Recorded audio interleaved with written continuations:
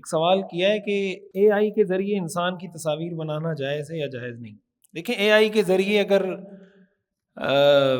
ایسی تصویر بنائی جا رہی ہے جو جس کو دیکھنا جائز ہے، مثال کے طور پر ایک تو ہوتا ہے نا کہ کسی عورت کی تصویر بنائی جا رہی ہے اور فحاشی پہ اپنی تصویر بنائی جا رہی ہے، اس طریقے سے اس کو ڈیزائن کیا جا رہا ہے. ظاہر ہے ایسی تصویر تو اے آئی سے بنانا جائز نہیں ہے.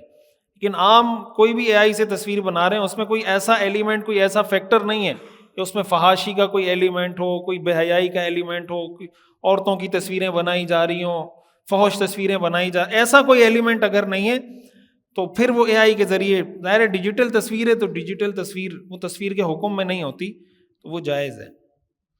میں نے ایک بلڈنگ میں فلیٹ لیا ہے، کچھ لوگ کہتے ہیں کہ یہ قبضے کی جگہ ہے، قبضے کی جگہ پر نماز پڑھنا کیسے؟ دیکھ قبضے کی جگہ پہ نماز پڑھنا مکروہ ہے، نماز پڑھیں گے نماز تو ہو جائے گی، لیکن یہ عمل شریعت میں ناپسندیدہ ہے، مکروہ ہے. تو ایسی جگہوں پہ جگہ فلیٹ اور زمین لینی بھی نہیں چاہیے جو قبضے کی جگہ. آپ کو اگر پہلے سے پتہ ہے تو آج آپ خرید لیں گے، ہو سکتا ہے چیز تھوڑی سی سستی مل جائے، کل آپ کو ٹینشن ہوگی جب دوسرا آئے گا. ہمارے یہاں یہ ہوتا ہے نا، فائلیں بکری ہوتی ہیں، ایک ایک پلاٹ 10 دفعہ بک رہا ہوتا ہے. بہت سے علاقے ہمارے یہاں ایسے، ایک بندہ بھی بیچ رہا ہے، دوسرا بھی بیچ رہا ہے، تیسرا بھی بیچ رہا ہے، تو اینڈ ریزلٹ تو آپ کو اس کا کوئی فائدہ نہیں ہونا. ایسی جگہوں سے اپنے آپ کو بچانا چاہیے. مفتی صاحب سجدہ صاحب کرنا بھول جائیں تو نماز کا کیا حکم؟ اگر کسی پہ سجدہ صاحب واجب ہے، کوئی ایسی غلطی کی جس کی وجہ سے سجدہ صاحب واجب ہو جاتا ہے اور سجدہ صاحب نہیں کیا تو نماز دوبارہ پڑھنی ہوگی، اور اگر سجدہ صاحب کر لیا تو نماز ہو جائے گی.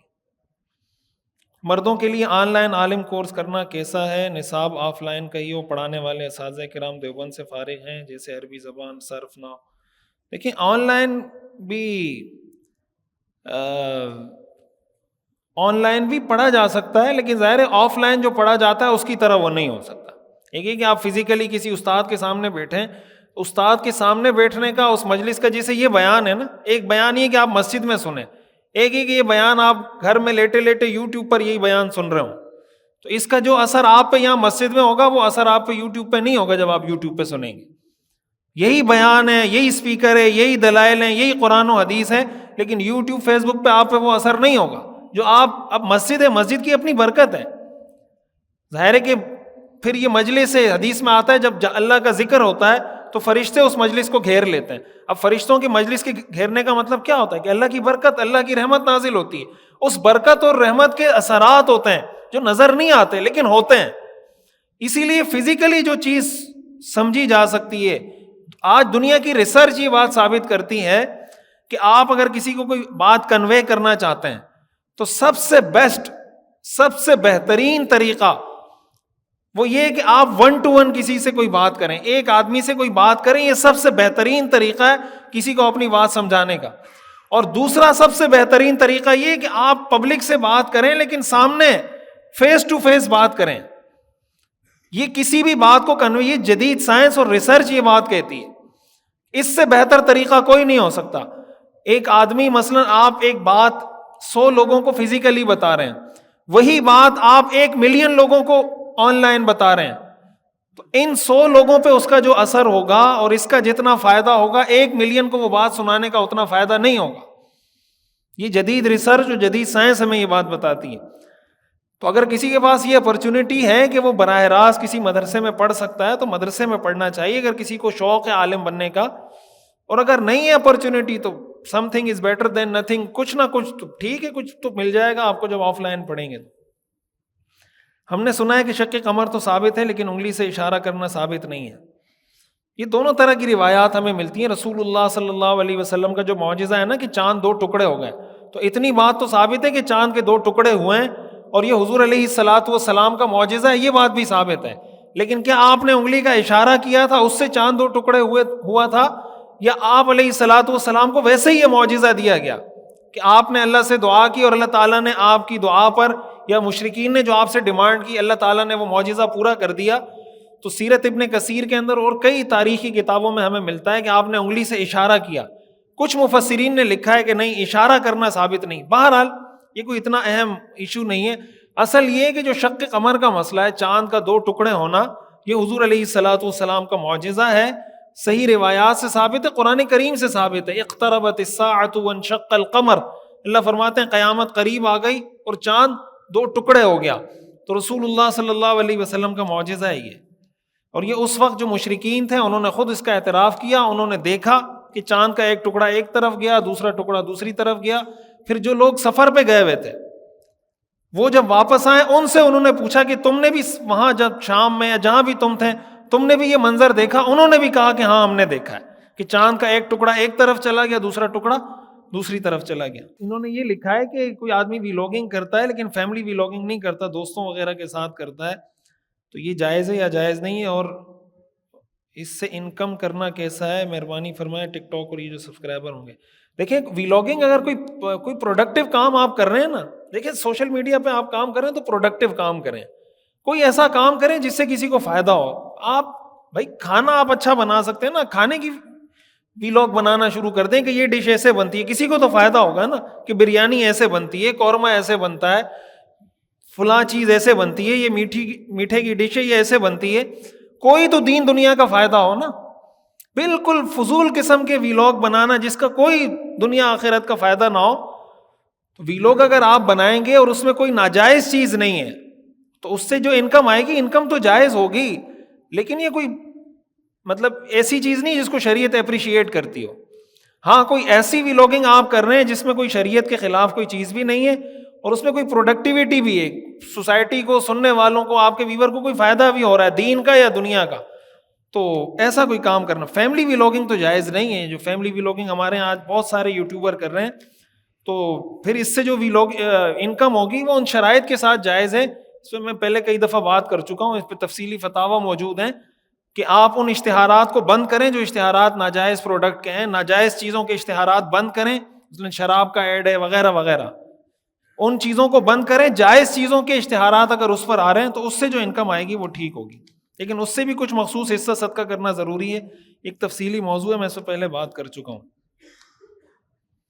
مفتی صاحب میرا سوال یہ ہے کہ پچھلے سال حج پہ گیا تھا تو میں نے حرم سے نیت کی لیکن تلبیہ پڑھنا بھول گیا تھا. پھر جب بس میں بیٹھا تو وہیں پہ تلبیہ پڑھا لیکن نیت ذہن میں تھی، ایسے ہی پڑھا تھا. پھر جب مینا کی مسجد میں پہنچا تو وہاں یاد آنے پر بلند آواز میں 3 مرتبہ تلبیہ پڑھی. اس دن 8 تاریخ تھی، کیا دم واجب ہوگا؟ نہیں، جب آپ نے نیت ذہن میں نہیں تھی، جب آپ 8 تاریخ کو آپ نے نیت کر لی تو 8 تاریخ کو تو حج شروع ہوتا ہے، تو اس میں کوئی دم وغیرہ، میں یہاں سعودی جدہ سے، اس میں کوئی دم وغیرہ لازم نہیں ہوتا.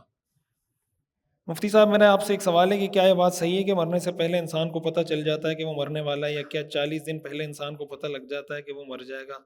نہیں یار، یہ صحیح فضول بات ہے. ویسے پتہ چل جائے تو 40 دن کیا 1 گھنٹے میں ہی مر جائے گا بندہ، اگر اس کو پہلے سے پتہ ہو کہ میں 40 دن پہلے مر جاؤں گا. ایسی کوئی چیز قرآن حدیث میں نہیں ہے کہ کسی کو پہلے پتہ چل جاتا ہے. کسی کو اگر ایسا کوئی بتا دیا جائے، کوئی اللہ کی طرف سے کوئی خصوصی الہام کر دیا جائے، کوئی اشارہ مل جائے تو کسی کے ساتھ ہو سکتا ہے، لیکن ایسا کوئی عمومی چیز نہیں ہے. مفتی صاحب کیا عزت بچانے کے لیے جھوٹ بول سکتے ہیں؟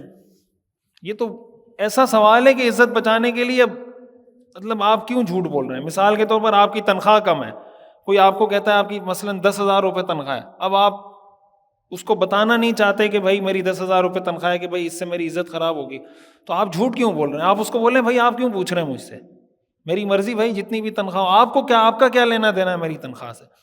تو اب عزت بچانے کے لیے جھوٹ بولنا ضروری نہیں ہوتا.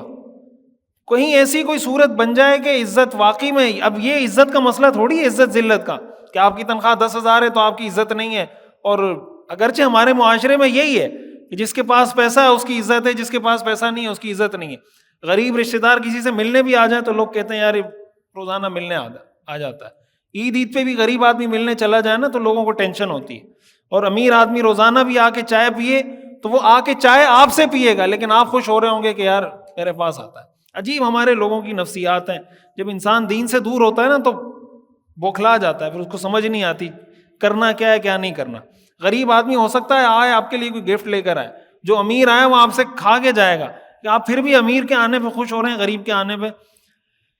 تو اس پہ ڈیپینڈ کرتا ہے، کیس ٹو کیس ویری کرتا ہے کہ مسئلہ کیا ہے، آپ کس چیز کو عزت کا مسئلہ سمجھتے ہیں. شریعت اس کو عزت کا مسئلہ سمجھتی ہے یا نہیں سمجھتی؟ بہت سارے سوالات لوگ ایسے کرتے ہیں یا بہت ساری چیزیں ایسی ہوتی ہیں جس میں آپ کو جواب دینے کی ضرورت نہیں ہوتی، جھوٹ بولنے کی بھی ضرورت نہیں ہوتی. آپ سیدھا بھائی آپ کے مزاج میں کہ آپ کسی کو انکار نہیں کر سکتے یا آپ کسی کو ڈینائی نہیں کر سکتے، یہ آپ کا مسئلہ ہے، شریعت کا مسئلہ تھوڑی ہے. بھائی آپ سے کوئی پوچھ رہا ہے کہ آپ کی تنخواہ کم ہے یا زیادہ ہے، تو آپ بتانے کے پابند ہیں؟ شریعت میں، قانون میں، اخلاق میں، آئین میں کسی جگہ سے آپ کو پابندی ہے؟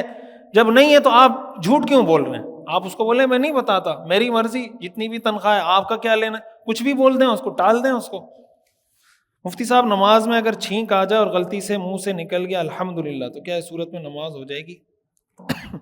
چھینک آنے پر الحمدللہ پڑھنا تو ٹھیک نہیں ہے، لیکن اگر الحمدللہ کہا صرف الحمدللہ تو نماز ہو جائے گی، نماز فاسد نہیں ہوگی۔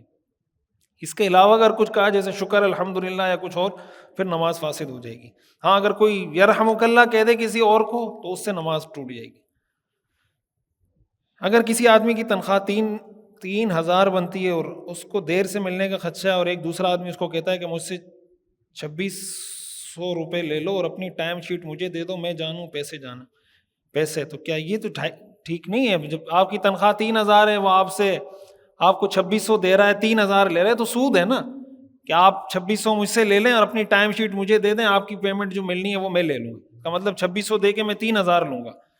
یہ تو وہی کان کو یہاں سے پکڑے یہاں سے پکڑے، سود والی بات ہے۔ اس کا مطلب یہ کہ 2,600 دیں 3,000 لے لیں، تو یہ تو سیدھا سیدھا سود ہے، جائز نہیں ہے۔